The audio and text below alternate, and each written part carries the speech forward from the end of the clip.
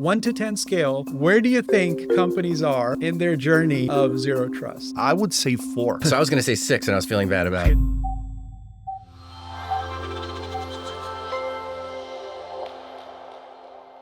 Hi, everybody. It's a pleasure to be here and joined by 2 esteemed analysts. Menny, do you want to start with a quick introduction for yourself? Absolutely. I'm super excited to be here. Menny Barzilay. I'm the CEO and co-founder of Milestone, a cybersecurity startup that disrupt consulting, and a partner at another cybersecurity startup called Cytactic, where we build the world's best cyber crisis management and readiness platform. The CTO of the Cyber Research Center, the Tel Aviv University Cyber Research Center, and ex-CISO in the intelligence services. Well, we have a lot to talk about, a lot of your background, so we'll dive into it. Do you want to go, Steve? Absolutely. Yep. Excited to be here also. My name is Steve Pascucci, and I'm a vice president of SASE and Zero Trust customer development for Cloudflare. I've been with the company for 9 years, and I help our customers get the most out of the solutions that they buy from us and help them decide on which solution they want to use. Got it. So the segment we're talking about today is called the perimeter problem, or lack thereof, because the perimeter seems to be either evaporating or shrinking and so on. So let me just start with the first question, and Menny, maybe you can start us off. As you think about the perimeter, what are some of the things that you're seeing with the shift in the perimeter kind of going away in terms of identity-based security and so on? How are you seeing that happen? Yeah, so that's a very interesting question. First, let me say that with regards to identity, there is a concept that says that if you're able to solve the identity problem, you're able to solve cybersecurity, because identity is the core challenge of cyber. If you know that the right person is using the right data with the right device and accessing the right things and doing the right actions, if you're able to identify everything, then you don't have cybersecurity issues. So this is a big challenge to solve. Now, perimeter is a very big problem in today's world where everything is cloud-based. It's not always clear where does the organization ends and the supplier begins, right? So perimeter is a very questionable concept in today's reality. And I think that the more we are interconnected, the more you have connections on the application level. Right? You're using, AI as the backbone of some of your applications. Again, it's not clear where it does. Your application ends and the supplier begins. So definitely trying to make sense of the perimeter in today's reality. I think it's a hard challenge. I'm not sure that this is the way to go. Steve, what's your perspective on this? I think it's important to remember where we came from, where the perimeter was a firewall in a data center, and we've moved that to the edge. So edge security has become, instead of inspecting traffic that's coming through, it's validating identity, and then you're able to do a lot more checks. So it's really this paradigm shift and this modernization of how we are accessing applications, how we're accessing infrastructure. So I think it's just really important. And then, the modernization of that is really taking into account device posture and impossible travel and things of that nature to supplement identity. So it's not just identity that you're looking for. One of the things that organizations respond with is, well, we've got zero trust, right? And so, of course, that could mean a whole host of things for everybody. But in a multi-cloud environment, in a complex kind of plethora of things that are being thrown at an organization's network, how do you think about zero trust, and where do you think organizations are in terms of actually implementing zero trust in their environments? I have a feeling, I'll say this a couple times, but zero trust is a journey for everyone, and it really almost doesn't matter where you start. Most people start with their most problematic scenarios, and so for some it's contractors and developers. How do we manage that? For some it's remote and hybrid workers. How do we think about that? For some it's how do we apply zero trust principles to individuals that are accessing infrastructure? So really, what's my biggest problem and where can I start? And it's a journey. So it's one of these things that's going to evolve and change over time anyway. Yeah, I remember I was at Forrester when we actually coined the word zero trust. Oh, you guys did it? Yes. Yeah, good job. And so what was interesting was it took about 3 or 4 reports pushing it into the marketplace that this is not about a product. This is not about a solution. this is actually a mindset. You got to start to think about defense in depth as a mindset. And that's actually what it is. And of course, a lot of the vendors have kind of overlaid that by saying, oh, we do zero trust. And so kind of defeats the purpose of the whole idea of, as you said, it's a mindset, it's a journey. It's not something that you focus on as a one-time thing. What's your perspective on how are organizations doing in zero trust? Yeah. So first of all, it's very exciting to sit with the person who coined the phrase, or the person in the Not team me, who coined the but phrase. I You edited build the this report. business, right? Yes. You build this Edited business. the He was report. there. Yes. Yeah, so that's amazing. And I think I absolutely agree with what you said. It's more of a philosophy. It's more of a way of thinking. And the first step in failing in zero trust is thinking that the zero trust is just a product, right? And if it's not, if you don't live by this philosophy, you're going to fail. And it's about understanding and acknowledging that you cannot trust by design anything. You have to verify everything. And to some extent, zero trust makes identity your new perimeter, and identity becomes your perimeter. As I think this is a very important approach. Many organizations adopt zero trust, and many want to go there. This is such an important journey to have, and I couldn't stress enough how much you should push that inside your organization, because in many ways it makes security cost effective. You're simplifying security. If you go to zero trust, you don't have like this multi-complex situation where some places you identify in this way, other places you identify that way, and suddenly you have weaknesses here and weaknesses there. You simplify security, and simplifying security makes security management cost effective. And this is such an important thing to push forward. And we'll talk about complexity, which is a big part of what you're alluding to, which is kind of all of these things that are thrown at a company, and how do you kind of manage and deal with it. But let me put you both on the spot a little bit. Yeah, sure. We talked about the journey, right? Let's say there's a start and some kind of an end at somewhere for that journey. Maybe there isn't an end, but if you look at an average organization, right?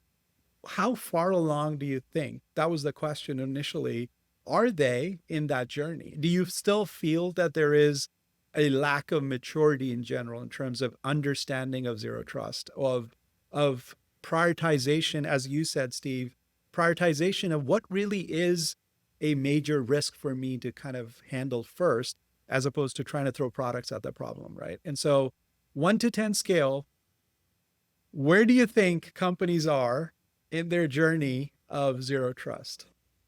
You know, this is a hard question, because I have some amazing examples of companies who were amazing at implementing zero trust, but most of them are not there. So I would say even those companies that implemented such a product but didn't make it a mindset are far away from the place that they need to be. I would say 4. Okay. Yeah. All right. Wow. So I was going to say 6, and I was feeling bad about 6. Yeah. But I agree with you. I think when companies are at their best, they have zero trust scorecards, and they're evolving over time. AI has upended the game. So, non-human identity, where does that go into the scorecard? And, email, not part of the analysts, zero trust or SSE or SASE, but really should probably be a part of a zero trust approach. So I'd say now I'm going to change it to 5. All right, there we go. Yeah, because there's so many places to implement zero trust, with your vendors and your customers and your employees and applications and everything. So even if they have one successful project, still there's so many other things to do. We had a really interesting statistic that 46% of human login attempts involved compromised credentials, right? And so if that's the case, do you think zero trust is going to resolve that issue around identity and perimeter? And is that really, how do compromised credentials play into what's happening with AI, really pushing a lot of that into organizations? And any thoughts on that? Yeah, absolutely. So surprisingly enough, this statistics actually shows that there isn't a problem, because you see so many people using leaked credentials, but not so many cases where those leaked credentials are being used to hack people and hack organizations. And the reason is because in most cases, we already have two-factor authentication or multi-step authentication in many places. So you can still use leaked credentials and still be secure. Now, obviously, this is far from being ideal, and organizations should invest in refreshing those cases where they have leaked credentials, or at least know about that. This is far from being ideal, and there are some cases where you can use leaked credentials to still hack organizations. I'm not saying it's good. You should definitely change that. But I'm just saying that in a multi-factor authentication world, leaked credentials is not sufficient to, in most cases. So to you're hack it. saying that statistic actually shows that we're actually doing good on zero trust because we've got layered defense. Yeah. That's why we don't have 46% of the organizations Yeah. being compromised, It's right? still a big problem. A lot Yeah. of people lose a lot of their data because of leaked credentials, but not on the enterprise level, mostly on the personal level. Sure. Still, we need to do something about it. Okay, Yeah, fair the enough. statistic on the personal level is probably a lot higher, I would say, right? Yeah, because you have those cases, and it happened to me all the time. People send me an email telling me, "Oh my God, I got this email saying someone hacked my account. They used my camera to take a video of myself visiting those very sensitive websites, and they have a photo of me doing this and this and this. And to prove that, they show me my password and username. And obviously, they have done nothing except taking your Sure. password and from Scraped it from somewhere. exactly, Yeah. and to make you feel that they have access. And let me tell you, it happens. So many people approach me, and I would imagine that for every time someone approached me, there are 99 people who are embarrassed to approach me because, for course. girls and for guys, telling me that they visit those websites and now they're afraid. It's very embarrassing spot to be in. So that's a big problem for consumers and personal people. Now, let's talk about, and Steve, you started to talk about it already. What practical steps, what things can organizations do as they think about their zero trust journey and strategy?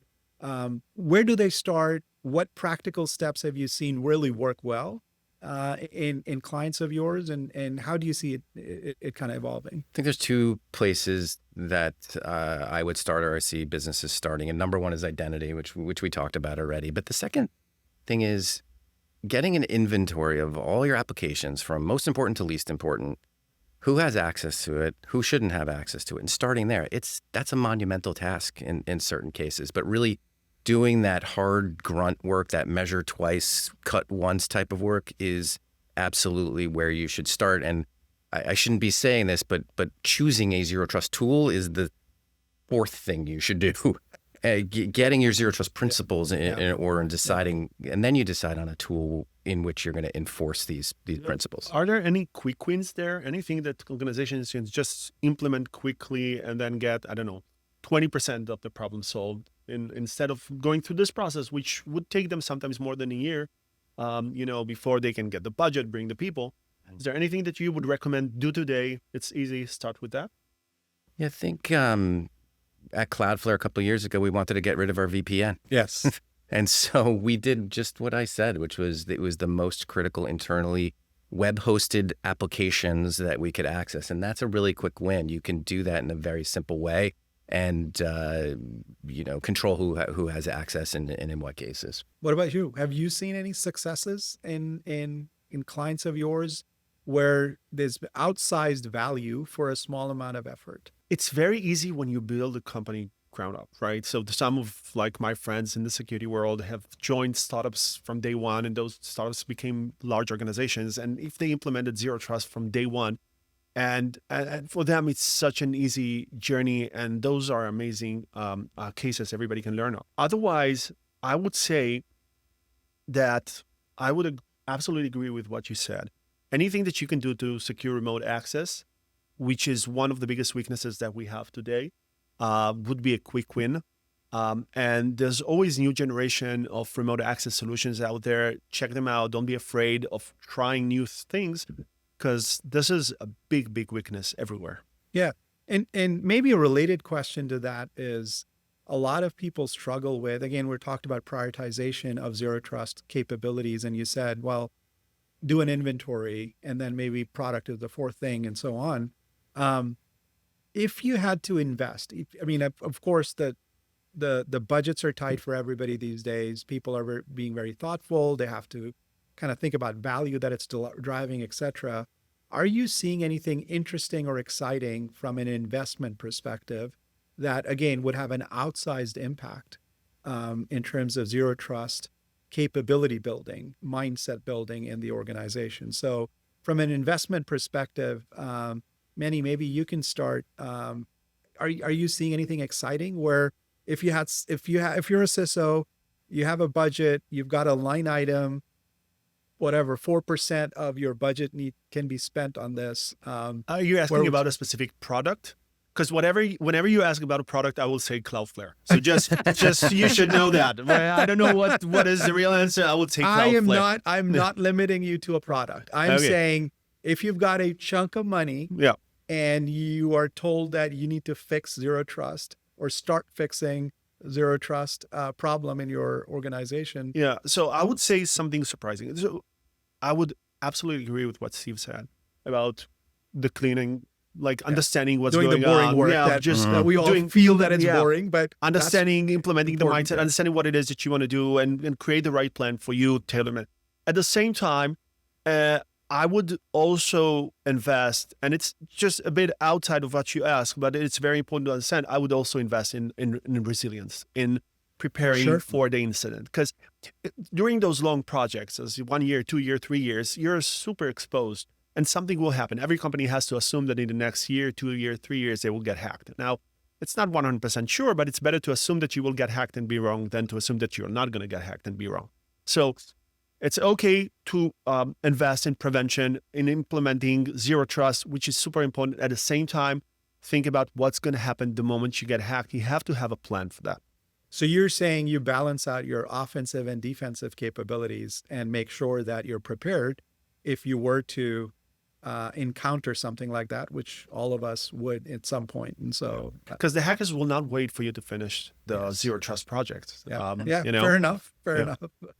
I'll give another almost non-zero trust answer, but I'd invest in automation. So, can you automate onboarding and offboarding of employees and applications? That would, if you're the larger the organization, of course, the more that's happening. And if you could say, today is my first day or today is my last day, and I no longer have access to these systems with a click of one button, that is protecting your company, and it's not zero trust related necessarily, but it's automation related. Sure. Yeah, that's also simplifies security. Automation simplifies security. Everything simplifies security. I'm in favor of. Yeah.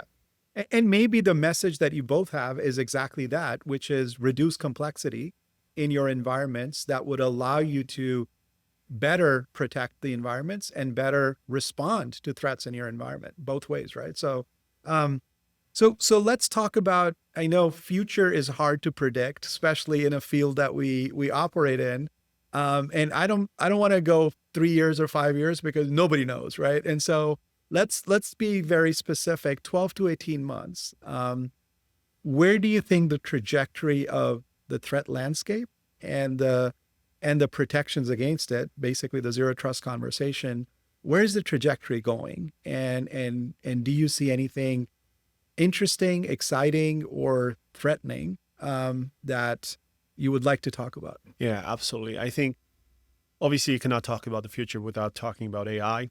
Obviously, it's the most important disruptive technology that we have. You can't have a podcast without talking about AI. You have to mention it once, or otherwise they wouldn't let you on board the internet, put it on the internet. I think one of the biggest problems, there are several interesting problems. They're going to change cybersecurity forever, but one of which is definitely, and we're going to start seeing that soon, is the autonomous hacking systems. So those are systems that are able to do the entire hacking lifecycle, from identifying the victims to finding the vulnerabilities and exploiting them, going inside the network, do the lateral movement, finding the crown jewels, stealing the information, encrypting the file, sending you the email saying, hi, I'm the AI system who did this, let's negotiate, verify that you pay the Bitcoin, giving you the instructions on how to open everything, and helping you to remediate whatever happened to make sure that you're happy as a customer, and doing the entire life cycle without a human in the process. And we're not far away from this reality. If we have autonomous cars driving the streets, which sounds like a much crazier challenge to have. So a system that hacks this process. And we already have seen like all the building blocks in order to make this reality happen are already there. Nobody connected them into a full autonomous hacking system, but there is no technical challenge in doing that. Sure. So this is, I think, one of the biggest issues that we're going to see in the years to come. And in that sense, zero trust is built to some extent to deal with those kind of things.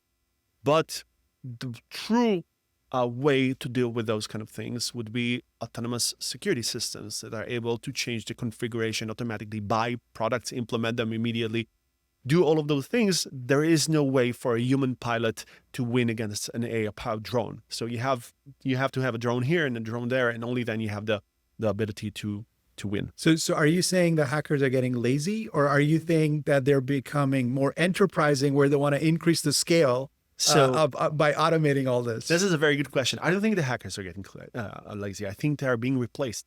So the people that will build those autonomous hacking systems are not going to be the hackers. It's going to be the people who are going to replace the hackers. So we already see people in the cybercrime world, which are not technical by nature, leveraging AI to foster crime and push crime.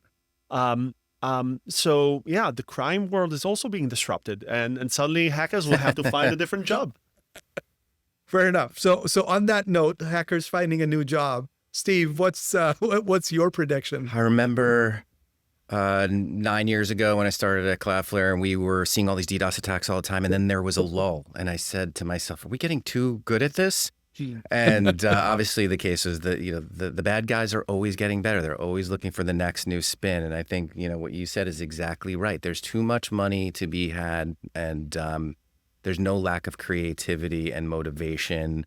And it's not just hackers or non-technical hackers. I think it was just what you were saying. Yeah. There's also nation states that are driving this. Yeah. So, no one's immune. And so, I agree with what you were saying about autonomous hacking and just, different vectors being exploited and more creative, ideas coming out, just because the rewards are way too rich to stop. So you're saying both are saying that the boards are going to have a lot of sleepless nights, and the CISOs are going to have a lot of sleepless nights dealing with the significantly increased threat level around things in the next 12 to 18 months. Yeah, well, CISOs are already not sleeping, so it's not in that sense. Yeah, they don't have anything to lose, but absolutely, the challenges ahead are much greater than the ones we've already seen, right? So absolutely. I think what you were saying is really important, that autonomous systems to respond also, because some of the most popular tools out there that CISOs are using give them so much signal, or give them so much signal that they can't respond, and so they're prioritizing the threat signals that they're getting, and that's not a sustainable way to build a secure business. Yeah, I mean, I feel that there is a lot of noise too, and finding signal oftentimes becomes an issue where you've got just too many products and too much complexity and too much information being thrown at you to figure out where the noise in the signal is. And so having that reduction in complexity becomes really important. Well, we're at the end of questions and beginning of lightning round. So okay. We'll dive in. Let me start with you, Steve. If you had to describe the current state of cybersecurity in one word, what word would you use? Consolidating. Consolidating. Yes. Great. That is I hear that a lot from CISOs who are trying to, somebody just threw out this statistic and just blew me away. A large enterprise has 72 cybersecurity vendors. It's like, what? Yeah, absolutely. There's definitely a room for creative, innovative point solutions, but it's getting too complex to manage that. So you've got to consolidate as much as you can without giving up any usability or security, but yeah, consolidating. Okay, great. Menny. So if I had to choose one word, it's gonna be either AI. Don't use AI. Yeah. Come on. Well, everything in cyber now is AI, but since I don't want to be this guy, I would say crossroads. This is a situation right now. We are either building the problems of tomorrow or the solutions of tomorrow. And I think we don't really understand the problems that are coming with autonomous hackings and the architecture of the internet that allows the internet to crumble slowly by slowly, and the need to build maybe new infrastructure with a new stack. We are not there, and we need to move faster. Great. No, I think that's a really thoughtful answer because yes, it could go either way. So completely agree. So erase the AI answer. That's good. That's good. This is a fun one for me as well. What's the one buzzword in security or tech that you wish you could retire? Seamless integration. How about that? Right. When it's at its best, things integrate, but it's never There is no seamless as we never- integration. yeah. Okay, fair enough. Okay. I'm not sure. I need to think about it. AI, maybe? No, AI is important. We need the problem without any is context, right? Yeah, the problem is, and I absolutely agree with that, is that AI is such a broad term, and we're still not in the place where we're using the term in a correct way because Sure. AI means many other things, and we need to be more sophisticated in using this term. Got it. So you both have had tremendous experience working in this industry. And the next question is around, what do you think is the biggest challenge that companies and individuals face as they think about cybersecurity? It's the complexity aspect. I think that it becomes harder and harder to manage security infrastructure. And if you're not able to simplify the process or remove complexity, you will not be able to manage your security. It's as simple as that. And all of those small mistakes and all of those holes in your organization happen because you take upon yourself a big, big challenge. If you're not creating a scalable system, if you're not thinking scale from day one, it would be impossible to manage your entire infrastructure. Got it. Steve? I'm surprised to see complacency on that list, and maybe it's just the conversations I'm having. But the one thing I'm not seeing out there, which is good, is complacency, which is good. But I'd also agree with complexity, and I think that security vendors and marketing teams play a role in this. There's a lot of confusing information out there. A lot of tools sound the same and do the same things or seem to do the same things, and I think that. We try really hard to help make sense of what's out there, whatever the solution is. And so that complexity is not just the complexity of technical environments, but it's the complexity of what a website says or what a salesperson says. The fudge factor. The fudge factor. And we see a lot of companies out there with a lot of shelfware that they purchased thinking it would do something and they never deployed that thing or it never worked. So Yep. No, that's fair. And I just read another statistic the other day that the digital transformation loss is $2.3 trillion a year, where companies are not meeting their time budget or outcome requirements. That's the GDP of Canada. Oh, that's nice. Okay, next question. This is a fun one as well. In 5 years, corporate leaders will need to be fluent in. I think that the major shift that we are seeing right now and will continue in the next few years is pushing CISOs to become business leaders, which has good things to it and bad things to it. But this is, I think, a big trend that everybody should consider. What one skill do you think they're gonna require to be better business leaders? So I think that what would make everyone a good business leader is, sorry for being silly on that, is understanding business. So knowing how to speak finance and legal. So those are very important things. I don't think that they need to understand marketing and sales and so on and so forth, but understanding what it is, what governance mean in the sense of an organization, understanding what is the position of the board of directors and what are their considerations and how do they think and what is the leadership and what is the type of thinking that the CEO uses. Because sometimes, like, technical people, they believe that, everybody's is believing in the target and everybody's doing what's right. This is far from being true on the business side. So understanding the levers of the business and driving the thought and the perspective around risk appetite and all the other factors that would feed into growing a business. I was going to get some points deductions by saying AI posture and AI policy, but really, that's 5 years from now. I think that'll be too late. Yeah, and you mentioned before companies that are just starting up right now, they have a leg up because they're not Of course, encumbered by of legacy course. systems. And so what is it going to take to get from where you are if you're a large enterprise to where you want to be that's not going to slow you down? And slowing you down is so many different things. It goes to employees, it goes to adopting new technologies. But I guess thinking now, working from 5 years backwards to now, how do I modernize my legacy infrastructure? Sure. Yeah, legacy is a big problem, especially in the autonomous hacking system world. Oh, yeah. Yeah, nobody has, the world doesn't have enough money to replace legacy systems. And those are going to stay vulnerable. Yeah. What one book, podcast, or show do you watch that is surprisingly relevant to how you think about cybersecurity or leadership? I have on my bedside table John Maxwell Daily Leader. Just everyday leadership tips and principles and little anecdotes. It's great. And it's a good way to start the day instead of, Instagram or the news. Or watching the news. Yes, absolutely. So, and it's a great way to start the day. And then I really love This Is How They Tell Me the World Ends. I think I have that title right. But Nicole Perloff, she's a author from the New York Times. Okay. And it talks about the rise of nation state actors years ago. And obviously that's becoming more and more of a problem. But it's a really interesting, riveting recounting of some of the early days of And that is so relevant in today's volatile geopolitical environments that we're operating Absolutely. in. Completely. Menny. Two surprising recommendations would be Thinking Fast and Slow by Daniel Kahneman. Yes. If you really want to understand why they say there is no patch for human stupidity, absolutely read this book. This is such a fantastic book. It's a great book. And the second one, Ender's Game.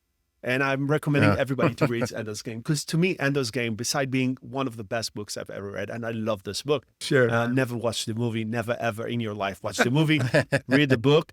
It's a book about management, and you only understand that it is a book about management when you start reading the other books in the series. But it is a book about management, and if you see it like a book about management, you will learn so much of it. Thank you both. This has been a phenomenal conversation, a really interesting conversation. I learned a lot during the conversation. This is a series of conversations we're having on the topic of, we talked about signal, right? So we are putting out a report that talks about the signals that C-suite leaders need to think about as they think about cybersecurity in general. Of course, we talked about the perimeter problem, but we have sessions coming up on resilience reimagined, on post-quantum, agile security. So all of those things kind of feed into what an executive leader in a company needs to think about, or elevated thinking around cybersecurity topics. But watch and follow us on Cloudflare TV, subscribe to Security Signals, and download or read Security Signals at cloudflare.com/signals. So thank you both for again joining, and it was a pleasure to have you both. Amazing. Thank you for inviting me.